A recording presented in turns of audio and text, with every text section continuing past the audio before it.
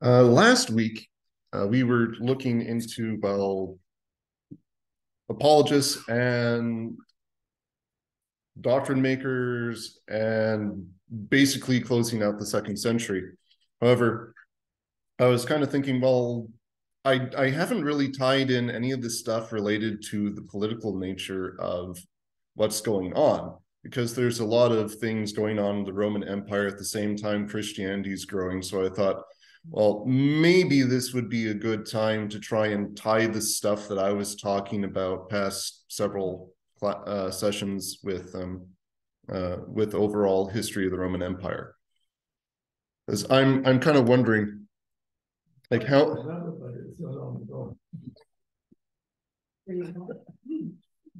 Yeah, and that's more or less what I was wondering. It's like, how familiar are you with Roman history?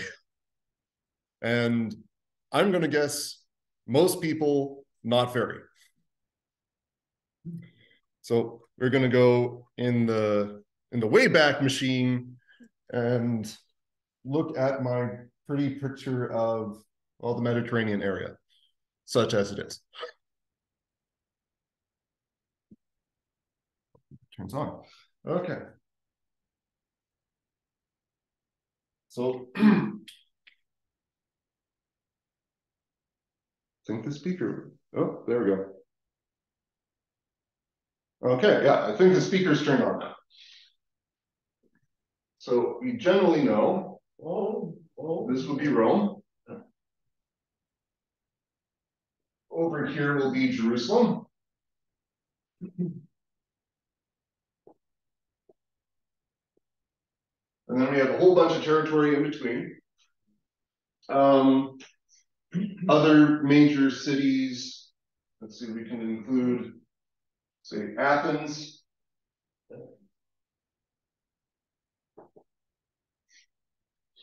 Antioch.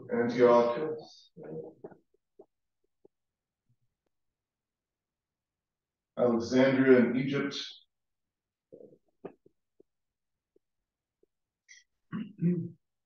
And you also may not know it, but yeah, Cairo does not get important until about the 1800s. Yeah, nobody cares about it. Like, it has the pyramids and everything, but nobody cares. It's Alexandria for a long, long time. I'll also say Carthage would be growing in importance at this time. And just to kind of round things out a little bit more, I'll give you Cyrene. It's not a terribly important place, but I thought, oh, maybe we might as well have some representation in there. Yeah, so this part of the map won't be terribly important for quite some time. We won't get another city, Constantinople, for another few centuries, because I'm kind of looking at this around the time of Jesus right now. So that only becomes important beginning of the 300s. So this would be the main important places here. Well, Jerusalem actually technically wouldn't actually be important. Very few people care about it. Basically, the Jews care about it. The actual city that gets a lot of notoriety is Caesarea Maritima. Oops, I spelled this correctly.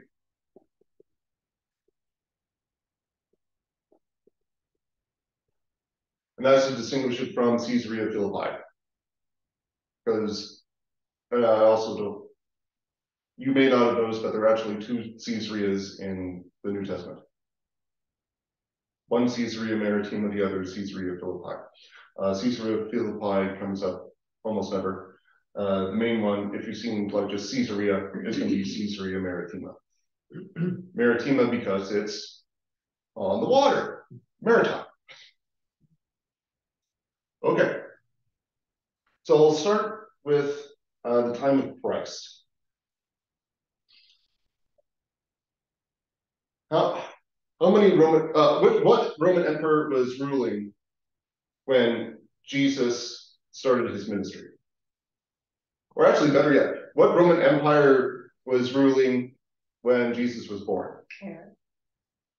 Roman Empire. Oh, Roman, sorry.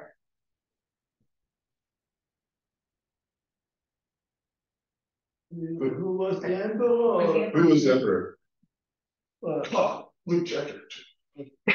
Augustus started.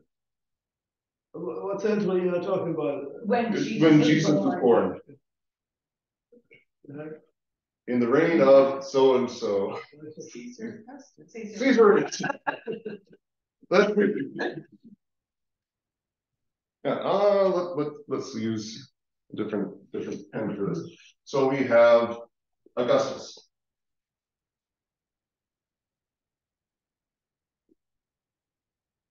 So I have a question. Yeah. Does the political structure have anything to do with the way Christianity developed? Like Very much we know Constantine did. Yeah, so it's about as influential as politics, actually probably even more so than politics is today, because a lot of the democracies, they don't have quite as hands-on approach to religion today. Back then, there was no separation between church and state. That was an Enlightenment idea, so that comes along in the 1700s, late 1700s. So was Caesar Augustus a Christian? Absolutely not. No. Christianity was not developed yet, because Jesus Christ was just born. Okay, all right. But John was preaching the way. Yeah, he was doing that over here. Yeah, were they not? Augustus was looking at this. So the way this was not important at all to the Romans. The way people were organizing or creating, right? No, it was a Jewish thing. Judaism had this much territory, and they had synagogues here and there. But it was one religion, like they had one God among hundreds. So nothing. So we have Emperor Caesar Augustus, or Octavian Caesar Augustus. He's usually known more as Octavian or Augustus. In fact, Augustus actually becomes the title much later on because they like him so much. So how many Roman emperors do you think there were before Augustus? 7. Emperors. He's the first. There we go. Yes, he's number 1. He's the first one. So even Julius Caesar, who is the father of Augustus, now, and that's kind of misleading because Augustus was actually Julius's nephew, but was adopted as his son and heir, because that's what you do in Roman families and politics. You adopt everyone everywhere. So yeah, if you ever looked at a Roman family tree for the nobility anyways, it gets very complicated because so-and-so is here and there and related to this person like 3 different ways for some reason. And some just, some biological, some not biological. But Augustus is the first emperor. Julius Caesar, he was declared dictator for life. That's what got him assassinated. And you have Augustus, who's his heir, and he's trying to basically cobble together the Roman Republic, because it didn't have an empire at that time, they had the Roman Republic. So if you think our parliamentary system, that is similar to a republic for the Roman Empire. They have a whole bunch of elected representatives. They have 2 consuls. The consuls were the ones who had main voices. They had veto power over each other, and that's what sustained them for quite some time. Every once in a while, they would actually elect a dictator. One of them being Julius Caesar. And the dictator's job was to have supreme authority over everything and make sure things in times of crisis would actually work out. But when you get somebody dictator for life with no crisis, people got concerned, so they assassinated Julius Caesar. So did they have the position through heritage or through election or? Election. So a dictator is not elected? A dictator is elected. He was elected? Elected. For life. Okay. Julius Caesar was the only dictator for life. They elected him dictator for life. That was unprecedented before. They had a whole bunch of different types of dictators, but the idea was you went into supreme power for however long a crisis was going on. You were allowed to do anything that you saw fit. And then once the crisis was over, you abdicated. And this actually worked. And your son took over? No. No, okay, in this case. No, nobody's son ever took over from being dictator. No. Because it was elected position from the Senate. It was not a hereditary one. Yeah. So basically, as dictator, you can get away with anything. You had complete impunity from the law because you had to do what you had to do to deal with the crisis. So when Julius Caesar was elected dictator for life, so no terms whatsoever, without any crisis, now this was seen as a political crisis. But life expectancy was shorter then. Yeah, so he was only dictator for life for 2 years. Before being assassinated, and then Augustus, along with another very recognizable name from history, Marcus Antonius, or Mark Antony, which is the name that you're probably more familiar with. They led the military operations to kill all the senators who were trying to back Caesar's assassination. And that, by sheer happenstance, allowed them to get further into Greece, a little bit further into Egypt. So they were elected for that purpose, or they were elected. You said the Senate elected Augustus and Mark. No, I never said that at all. You just said they were elected positions. I didn't say those were elected positions. They weren't in positions. They just had power. They had a lot of political clout. They were not in elected positions of power within the Senate. Well, that's kind of misleading. They did have some elected power within the Senate, but they did not have any recognizable power from the state to do anything like what they did. So after Caesar was assassinated, who got elected as emperor? There was no emperor at that time. We're talking about dictators. Dictators only came in during crisis. So nobody. So who's the head of the government? The two consuls of the Senate. That's who it always is. Who are? I have to look that up because they have new elections for consuls every 2 years. So when you're talking about Augustus, you're talking about a person that took power on their own. Not on their own. That's why I'm talking about Mark Antony. I mean, two people who just seized power without a process. No, I'm getting to that. So when Caesar is assassinated,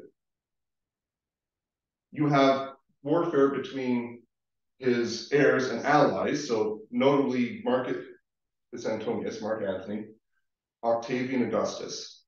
They're the ones who are going after him. There's also another guy, but he's not terribly important, and he's doing more stuff up here, and he gets taken out rather early. But they try to quell the political situation by taking care of the senators who assassinated Caesar. And that just kind of led into them carving up the empire. So this is known as the Second Triumvirate, where you have three guys who just have all the political power, even though they're not elected officials by the Senate. So this is bad. Yeah, basically. And eventually, as happens with these things, they turn on each other. That's what happened with the First Triumvirate. The First Triumvirate had Julius Caesar. He turned on Gnaeus Pompeius, or Pompey, General Pompey. And that was mostly because the third guy, Crassus, he died in war. Because okay, that's his own story. Okay. But Augustus and Antony turn on each other, as well as the third guy. Antony ends up winning the whole thing. And that ends up with the Battle of Actium over here, 31 BC. Now, Augustus, it takes him some time to kind of sum together all his political clout. and he actually becomes emperor 27. If this thing could actually write.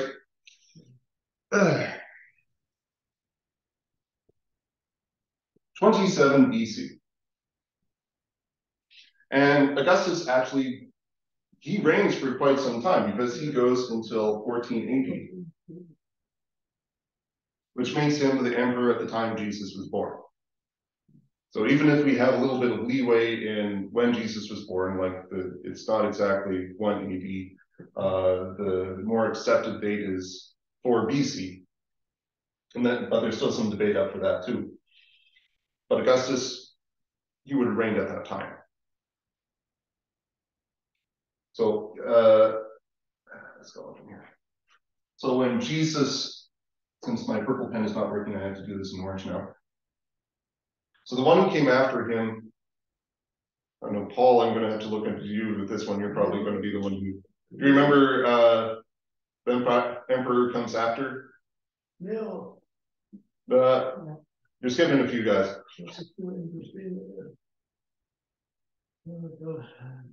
This will be Augustus's adopted son, Tiberius. Tiberius Caesar.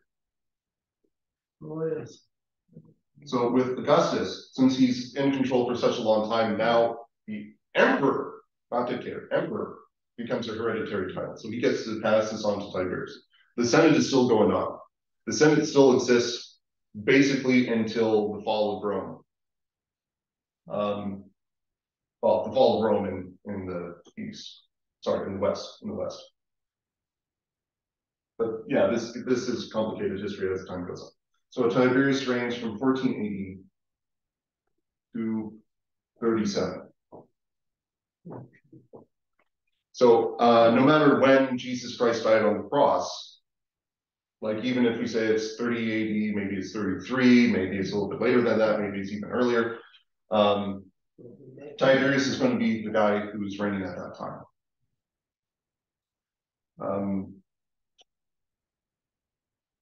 When he started out, he was a very good emperor. When he finished, he was not. And he didn't die in 37 AD. He actually abdicated because he was losing too many allies way too fast. And then he just kind of put himself away on an island, and then that was going to be his little getaway. The name of the island escapes me at the moment, but even today it's a popular tourist destination and home to millionaires.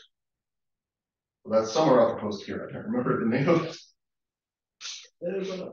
Hmm? The Isle of Elba. No, that's somewhere very different. That's very different. That's a whole different emperor type of situation right there. The guy who comes after him is Caligula. Less spoken about him, the better.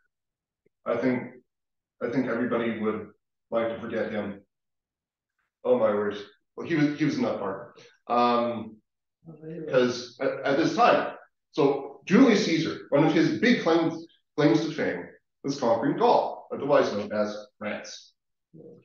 Julius Caesar was also the first general, the first Roman general to ever try to get into England. And he actually won quite a few battles. He couldn't keep any troops there to actually keep the land, but he had conquered this isle away from the sun, and they only got to the southern part, so they had no idea it was actually an island. But Caesar had done that. Julius Caesar has done that. Now, what Caligula does, in order to become as great as Julius Caesar, is go to the shores of France, order his army to pick up seashells. We've conquered Britain! Woo! Everybody go home. I'm not sure that's what happened. He also elected his horse to be senator, and we don't know if that's because of mental illness or he's just trying to take a dig at other senators, like, see, even a horse can do your job. And I always just imagine, it's like, what do you think, Senator Clip-Clop? Anyway, yes, I agree. Sorry, I just like to help to imagine that. Anyways, but Caligula, pretty much insane, which is why his own personal guard assassinates him. That's where we get Claudius.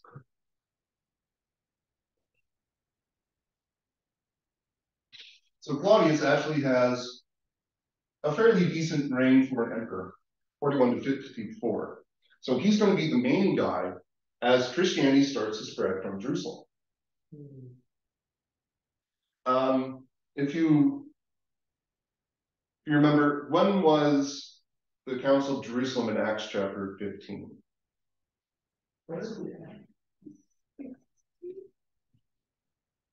Around there. Either 48 or 51. So that would be the time of Claudius. So as Christianity starts dealing with some of its early trials, this is going to be the emperor who's doing it. And he's also fairly, yeah, he's actually mentioned in scripture because as Christianity starts to spread, Claudius thinks, well, this isn't good, so he actually bans Christians from Rome. So that's recorded in the Bible, and now we have a very dateable event in scripture, so now we can try and work around that to see, well, when exactly Paul made his missionary journeys. Because Paul, when he's journeying, a lot of Paul's journey is going to be kind of in this area. Yeah. He's also going to go over here and come down here. Okay. And then his final journey comes over here. We have Crete right over there, as visible as that is on this map. And Paul does actually stop on Crete for a time. I should actually do something more than that. Okay.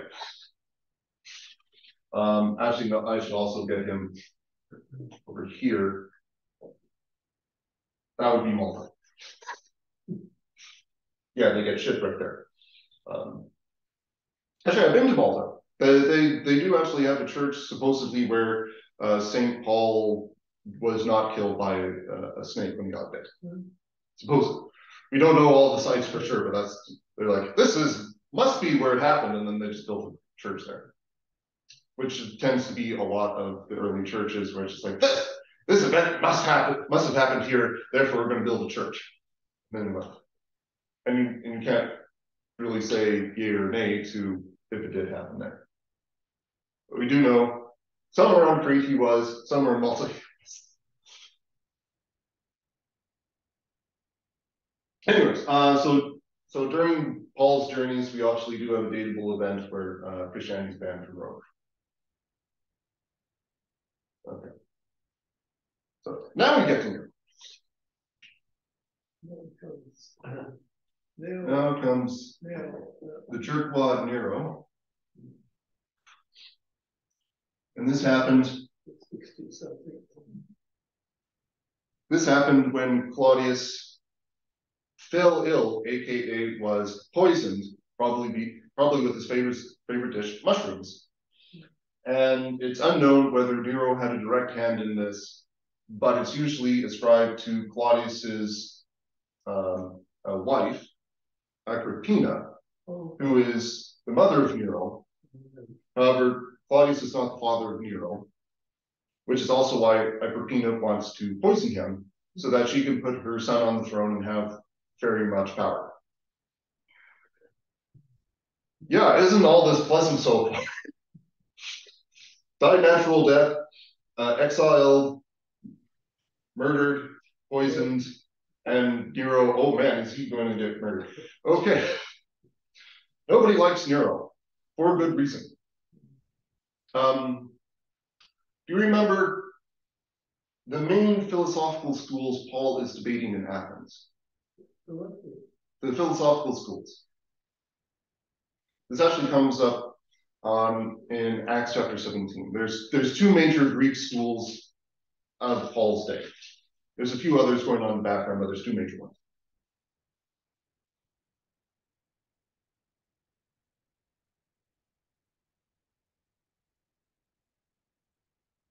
Is that when he talked about all the multiple gods, even the unknown God? Yeah. He doesn't talk about the other gods because he doesn't believe in them. Yeah. He just talks about the unknown God. Yes. Basically, he just goes into what's called the Areopagus. So this is kind of the place that you go for debates. And he goes there and he says, I see you're very pious. You even have an altar to an unknown god. Let me tell you exactly who it is. And then that's basically Paul's speech. He's telling them exactly who this unknown god is.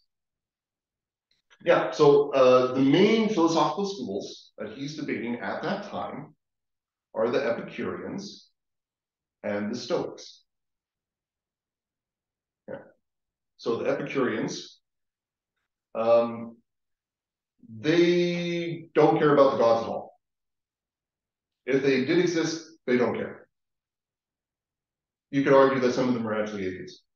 They're also arguing for an atomic theory of matter, that everything is predetermined based on the past of these atoms. They are also after the pursuit of pleasure, which they think is higher reasoning, of course. So it's not just you're trying to overload your dopamine levels with any pleasurable thing that you can get. No, it's more reasoned activity. So Epicureans today, you could think of them as atheistic scientists, more or less. That would be the general correlation. The Stoics, on the other hand, they're more the spiritualists, where they say everything is God. God is the universe, therefore we're all aspects of this. And in order to be in line with this God, we have to remove ourselves from all passions. So no emotions, we just have bare reasoning. Okay?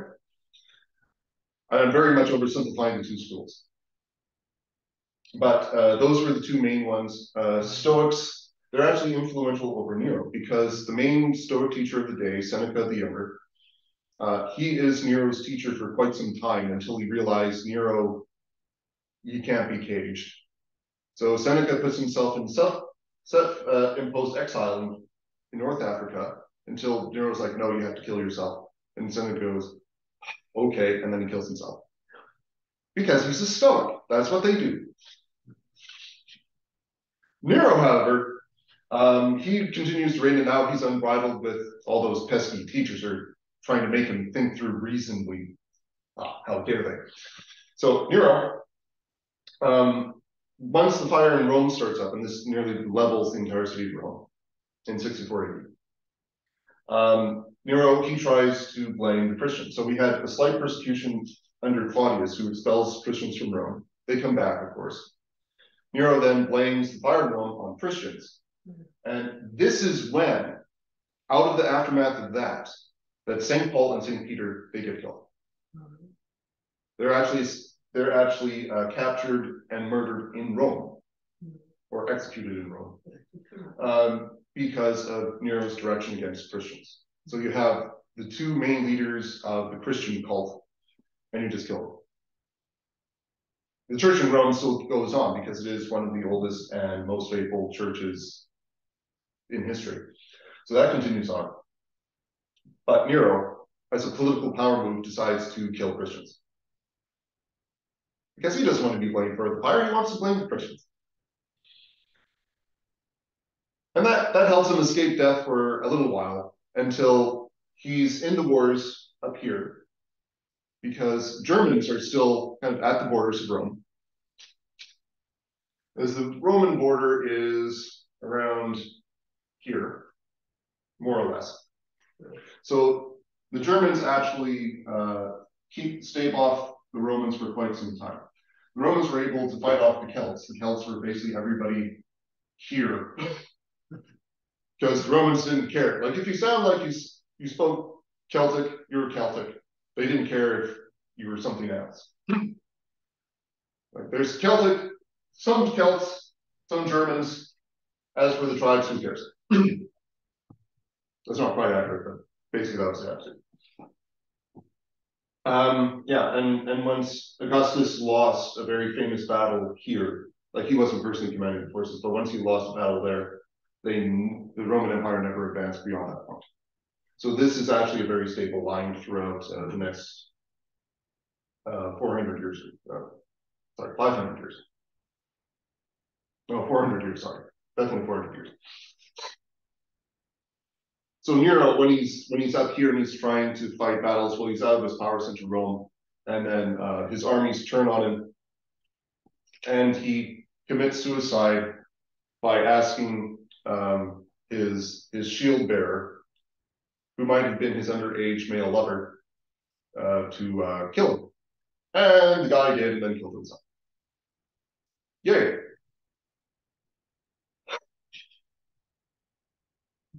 Not happy, not happy. So continuing on, with Nero dead and no heir, because he really can't get a good heir in there, and nobody wants to have his heir anyways because he's insane. We actually stop with what's known as the Julio-Claudian line of Roman emperors. So it starts with Julius Caesar, ends with Nero. We finish that. Now in 69 AD, we have the year of the four emperors, where there's a few different guys fighting for the throne. So what's happening in Jerusalem in 69 AD?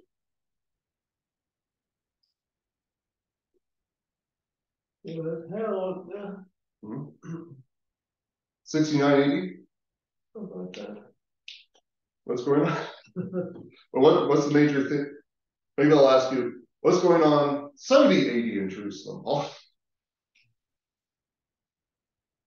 I don't know the exact timing, but it's somewhere around 40 or 50. No, 70 AD. What's going on in 70 AD in Jerusalem? Oh, that's the uprising. Yeah, the fall of the destruction of Jerusalem.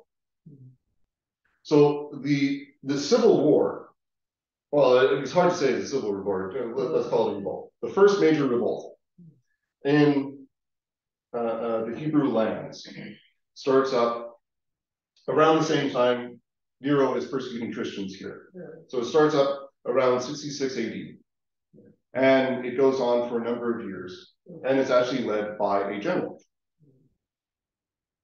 And this general is Vespasian. Now I'm going to skip over the three other emperors because they only rule for a period of a few months. So Vespasian, yes, something like there we go. Vespasian he's trying to put down the Jewish revolt.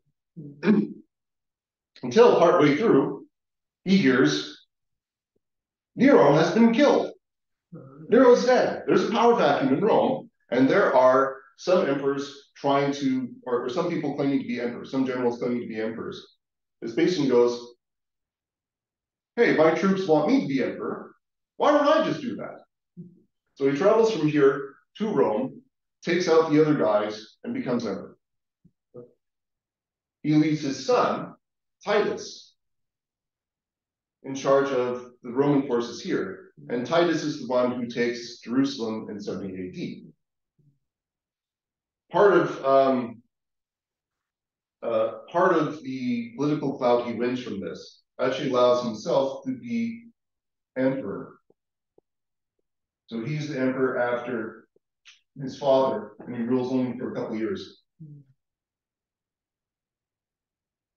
But he gets put on the throne, if you will, in Rome.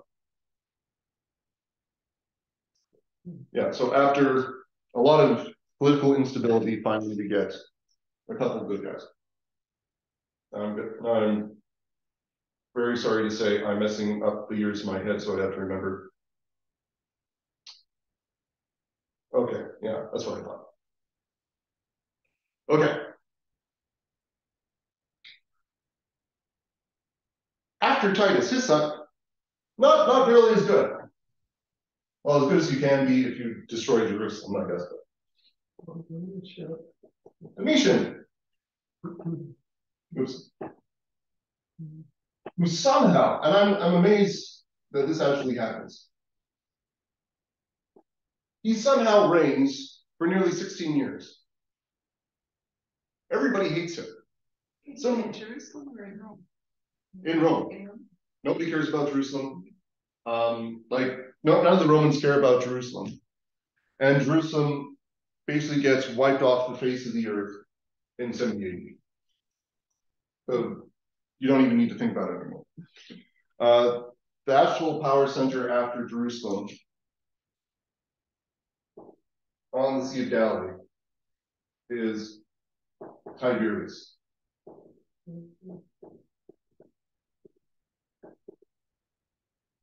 Because in order to placate this emperor, way back, the Herods, they decide, hey, let's rename this Sea of Galilee to be Lake Tiberius in order to get in good with this guy.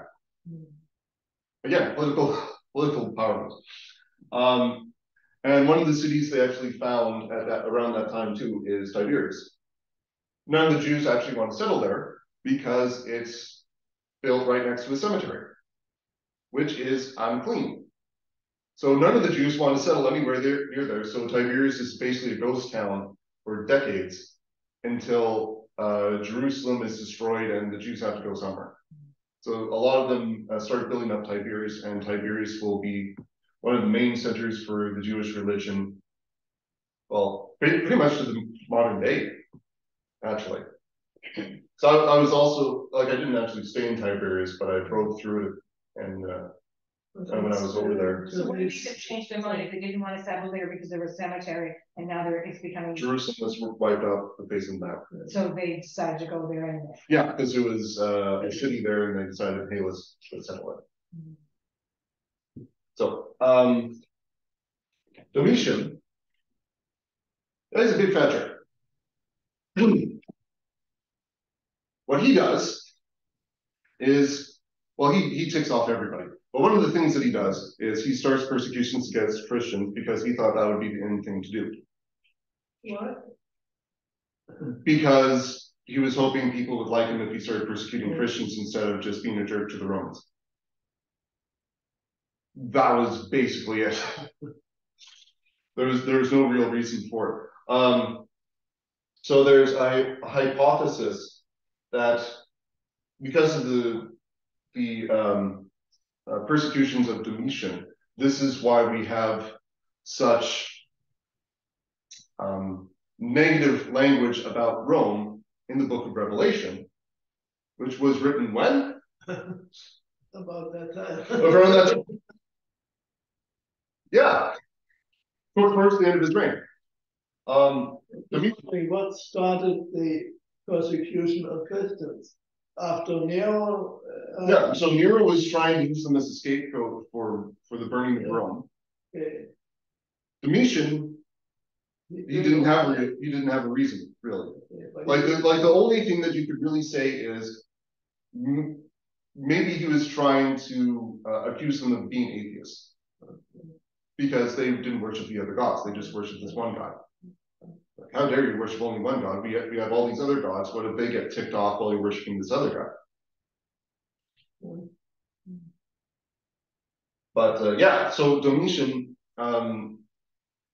as kind of his hobby as well as his prerogative, he starts persecuting Christians. And I'm not joking about the hobby thing, like he just hates people. This is why he had a whole bunch of assassination attempts. In Rome or in Tiberias? Where is he? He's in Rome. Yeah. No Roman emperor is ever going to Tiberias ever. So the Christians are in Rome. He persecutes them there. Well, he persecutes them across the entire empire. He himself is based in Rome, but he has control over this.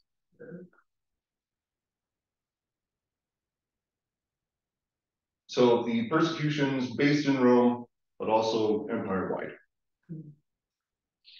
This is why John, St. John, even though he's in this area, in Asia Minor or modern-day Turkey, he's in this area in the 80s and 90s. Domitian's here. St. John is actually arrested and put in exile on Patmos because he's a Christian. Mm-hmm.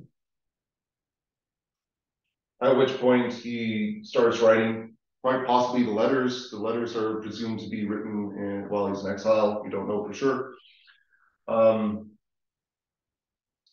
Definitely Revelation is written while he's in Patmos, because he actually says that outright in the letter. So while he's in exile, because he's persecuted from the Romans. He writes Revelation, and it's none too happy with the secular government at that, well, secular, with the non-Christian government at that time.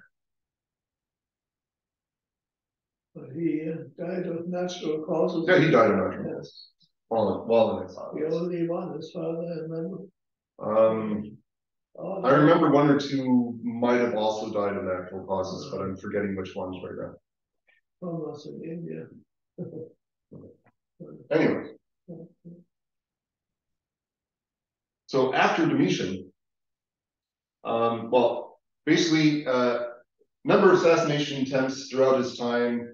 Unfortunately, he's able to fight off, say, like one of them, because he actually trains for a gladiator fight, so he's actually decently strong himself. Of course, he fixed all his fights, but he still has training. But finally, in 96 AD, he was not able to fight off an assassination attempt, and he died. This kicks off another period where you have multiple people trying to take over the empire, and you have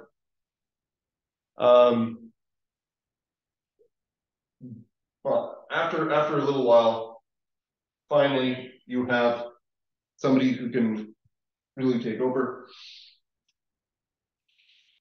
and he gets to be known as the first among 5 good emperors.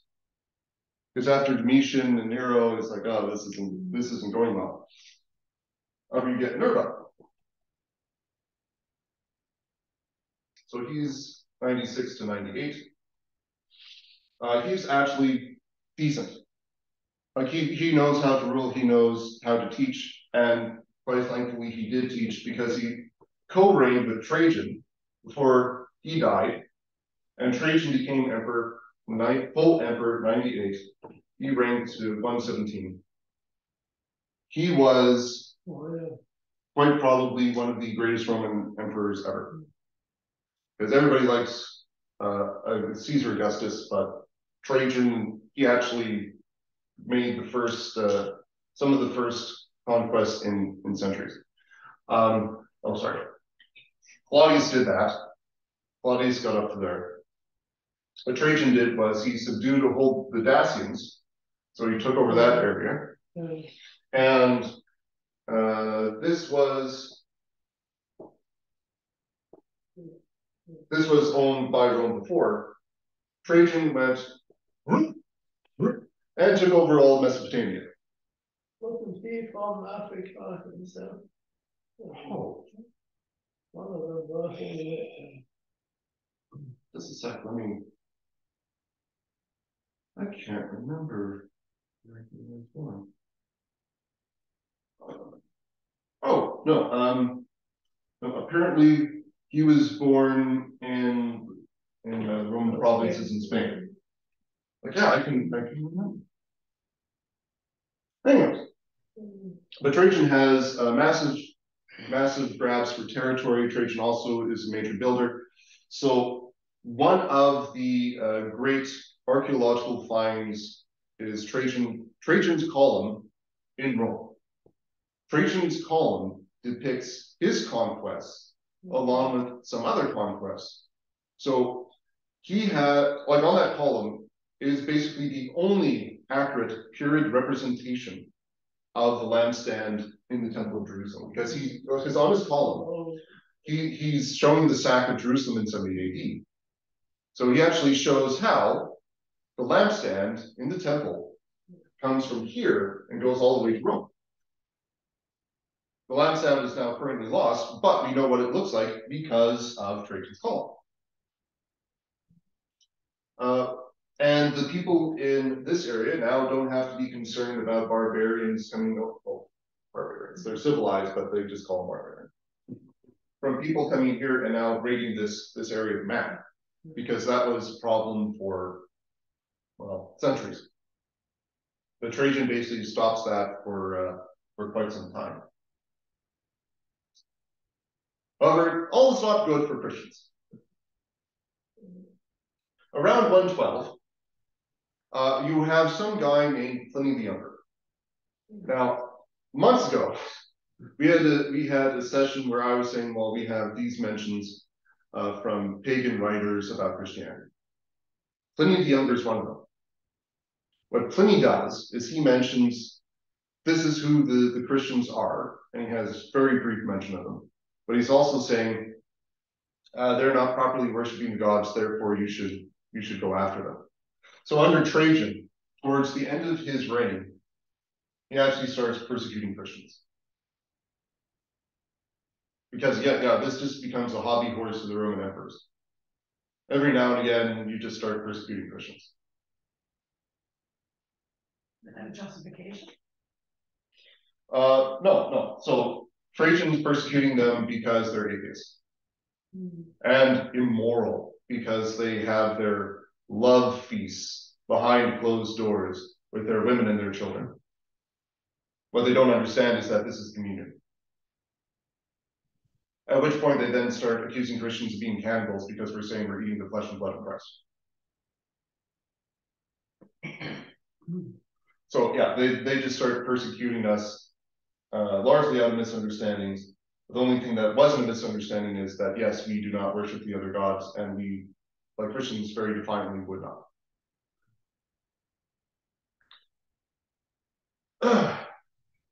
And comes Hadrian.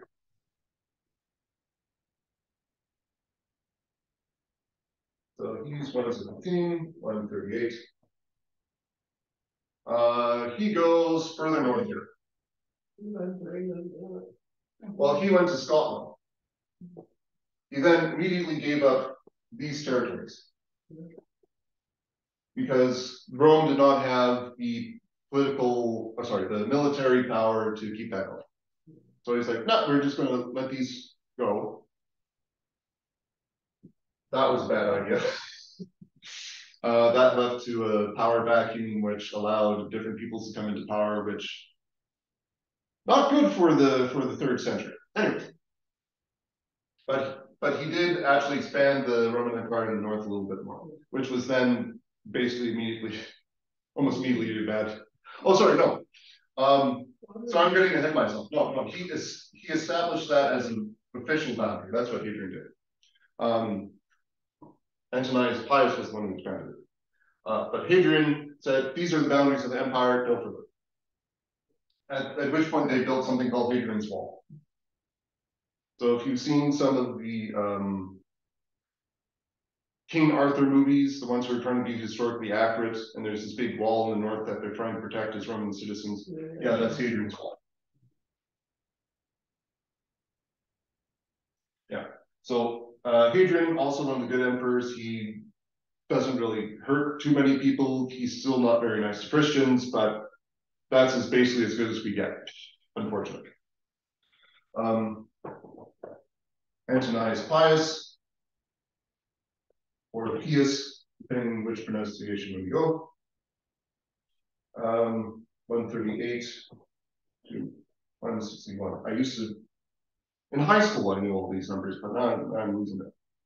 So he was the one who was trying to expand that to absorb Scotland, at least part of Scotland. And then he made another wall, Antoninus Wall, not nearly as popular. As soon as he died and another emperor came into power, the Romans abandoned this and they went back here.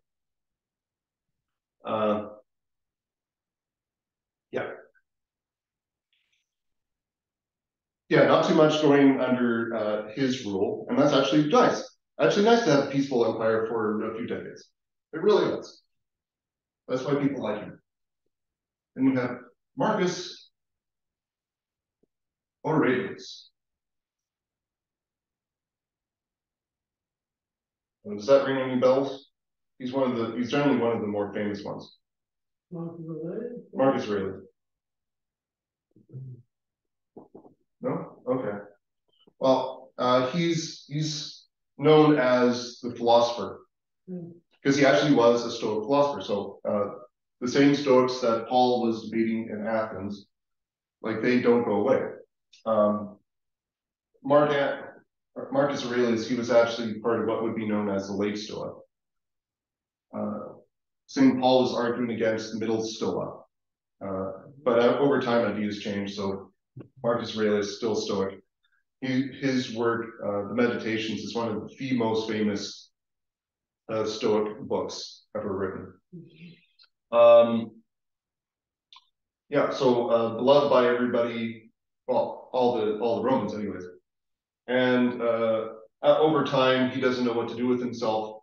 So he goes and he starts fighting the Germans and tries to take territory. He doesn't really make any headway. But while he's off doing that and writing his Meditations, because he wrote that while he was on campaigns, there was a question about the Christians. What's going on with those Christians? And then Marcus Aurelius basically goes, yeah, you can do what you want with them. So he's not necessarily against Christianity, but he just allows people to persecute them. So under Marcus Aurelius's reign, lots of Christian persecution. Also, lions important. Yeah. So Polycarp, I'll put it in red for, I guess, being a martyr. So he was executed 155 AD. So that was under Antonius Pius's reign. So he was executed for being an atheist. And then you have a whole bunch of others being persecuted here. And the Christians are kind of all up in arms because during Marcus Aurelius's reign, this is where Marcionism, one of the heresies, Marcionism, Gnosticism, what time is it? Oh, shoot, okay.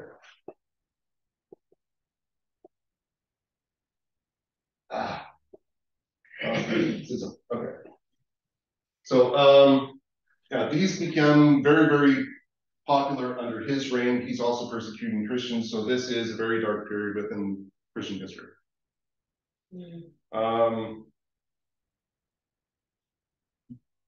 Not quite as much, though, as when Commodus takes over. Commodus is Marcus Aurelius' son. Commodus 180 to 196. And he'll be the last one I'll cover today. He is not good. He's one of those very horrible emperors. So you have the 5 good emperors, Nerva, Trajan, Hadrian, Antonius, Marcus Aurelius. Then you get Commodus, which is not learned from his father, and is a big, very big fat jerk. Have you ever seen the Russell Crowe movie Gladiator? Okay, if you did, he's the emperor at that time. Okay. Of course, that's not nearly a historically accurate movie because in the movie he gets killed, but he actually reigns for 16 years. Anyway, so Commodus, yeah, one of his hobbies is hurting people. So Christians also very much persecuted under his reign. So that's when, like from Polycarp and on, this is when hagiographies about martyrs become extremely popular because you have so many of them. So many people are being martyred all over the place. And this is also political power moves because because emperors want to show that they are in charge.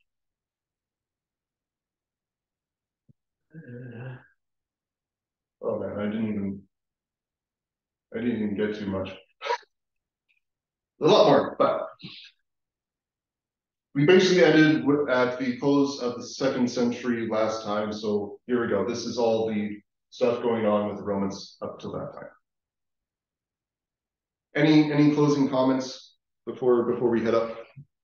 Coming back to the persecution of Christians, so is it correct to say it started under Nero with the fire, but it continued from then on? If we're looking at the Roman side, Yeah. I would say it starts under Claudius. So even earlier than Nero. But Claudius is not too heavy-handed against Christians. He just wants them to maintain a healthy distance from his Roman citizens. Nero is the one who starts actively trying to kill people. And then you hear about, the Christian being thrown to the lions. When was that? Around that time or later? Almost never. That's one of the romanticizations of this. Like, there's very few Christians who actually were eaten by lions. Usually it was in the usual manner of gladiatorial combat, where you just take up arms and try to kill the other person, like whoever else is in the theater. That went on right up to Constantine. Well, it was 200 years. Not exactly, because it comes in fits and spurts. Uh, So whatever political power move you need to do at the time, that's when you might start persecuting Christians. A lot of the governors of the various territories, they don't want to actually give up their Christians because their Christians are law-abiding citizens and they pay their taxes. No governor wants to give these guys up. So it's only under very certain conditions that certain Christians get singled out as atheists and then martyred.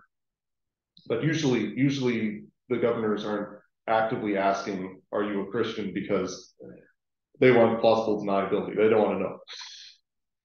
No, if you don't cause any trouble. Yeah. If you don't cause trouble, if you pay your taxes, they don't care. Anyways, so we really need to get upstairs. Let's close with prayer.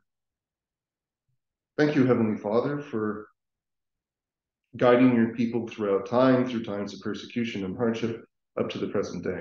We ask you, O Lord, to guard us and all our descendants as we go forth in the faith, and guide us to our eternal home in Jesus Christ our Lord. In his name we pray. Amen.